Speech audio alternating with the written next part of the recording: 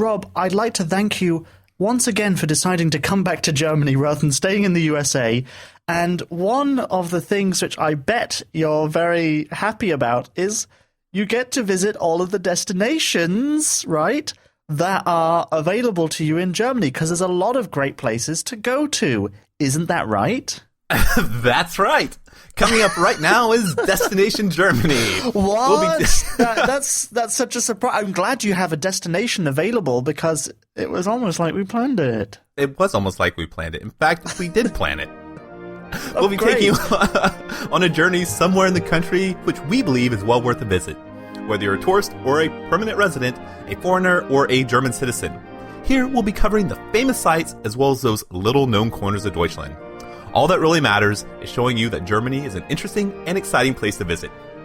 If you enjoyed the destinations that we talk about each week, go to our website, thisweekingermany.de, and we'll have photos of each week's destination.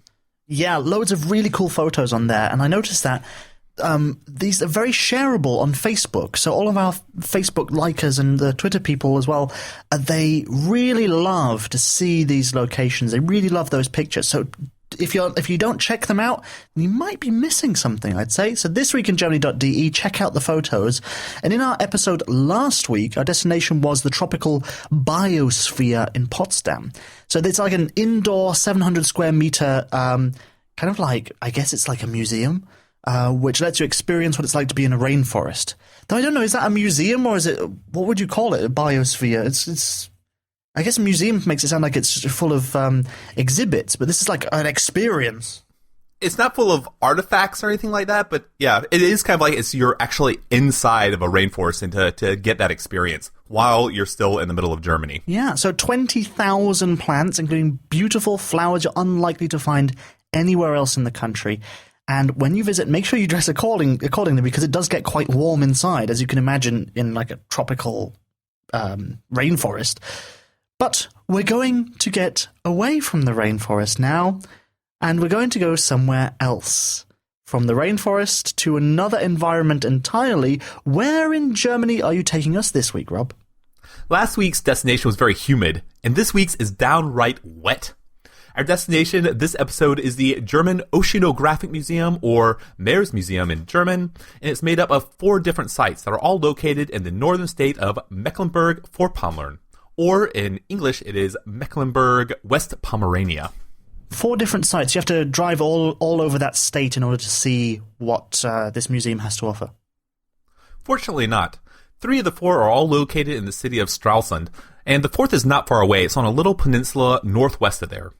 Though it might be a good idea not to try and visit them all on the same day, because it would be a lot to take in. Okay, so what does this museum offer to visitors? I guess ocean stuff, right? The first and main part of the museum was built back in 1951 to show guests terrariums and aquariums of amphibians, reptiles, and other animals that are from the Baltic Sea.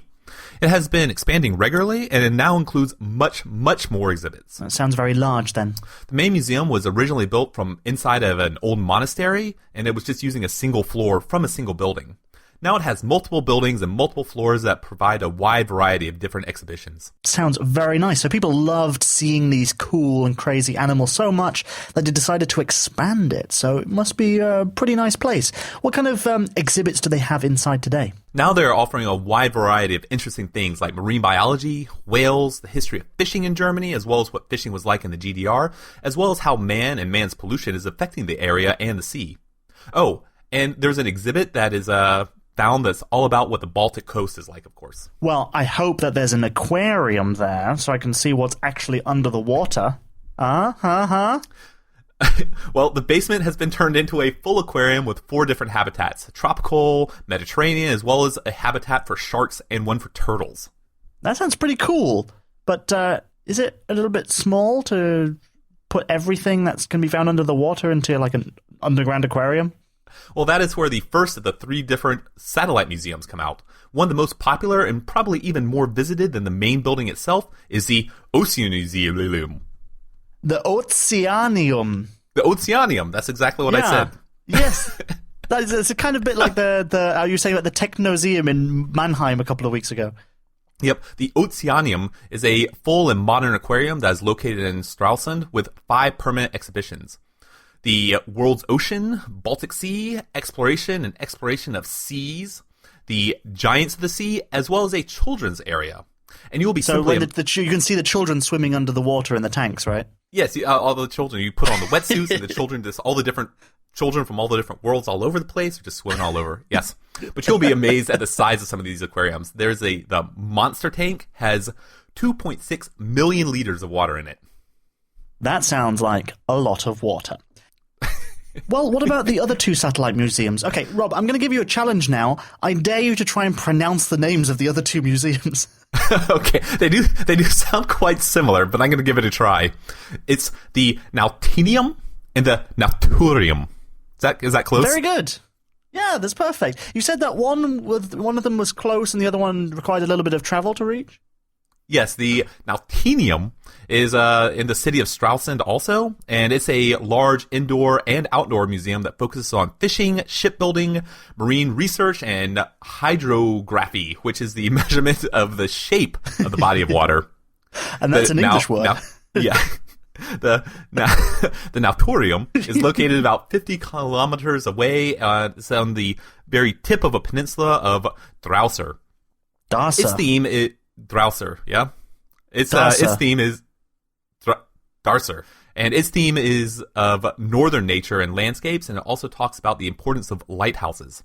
Something that I think makes it extremely interesting is that you can't actually just drive there. You can drive it so far as to the town of Prero, but from there you must walk or bike about 5 kilometers in order to reach the museum. Wonderful, wonderful, wonderful. And of course, if you want to see the exciting world of the oceans, then you can go to our website, thisweekingermany.de, where you'll find pictures, as always, of this week's destination.